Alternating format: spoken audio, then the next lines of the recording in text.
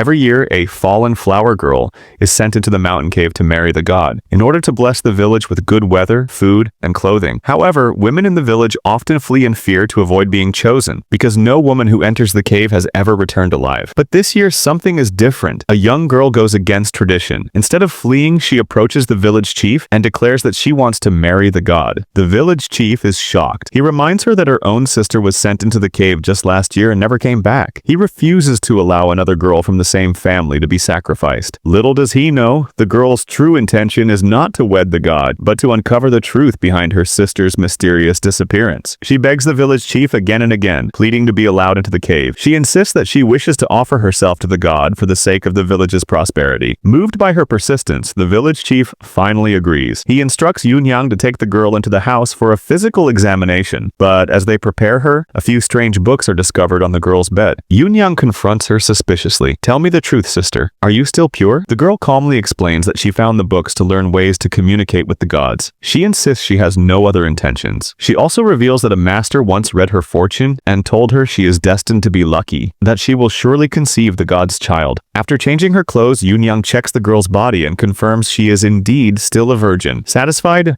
Yunyang escorts her back to the village chief, but just as they're about to continue, Yunyang begins to undress the girl again. Shocked and embarrassed, the girl protests, "There are so many people here. Isn't this inappropriate?" Yunyang answers coldly, "This is part of the final check to ensure your body is suitable for the god." Left with no choice, the girl complies. Once everything is prepared, the villagers set out toward the cave. On the way, the girl stumbles and falls, injuring her hand. Blood appears on her palm. The village chief, horrified, scolds her harshly. "You dare bleed? The god cannot see red." But the girl explains, "Village chief, this is the amulet my master gave me. It protects me from harm. He also predicted I would face death today, but that I would survive. This blood is not a bad omen. It means I will still reach the bridal chamber and carry the god's child. I will become the god's wife." Then she recites the master's warning. "Keep your eyes pure. Don't look at the monsters in the mountains. Only when you see the god, may you take off the red veil." The village chief, visibly shaken, covers her with a red cloth. Finally, they arrive at the entrance of the cave. The village chief gives her one last warning. "Once you enter, obey the will of the god. Never resist." The girl nods. As the villagers kneel in reverence, the girl steps into the cave.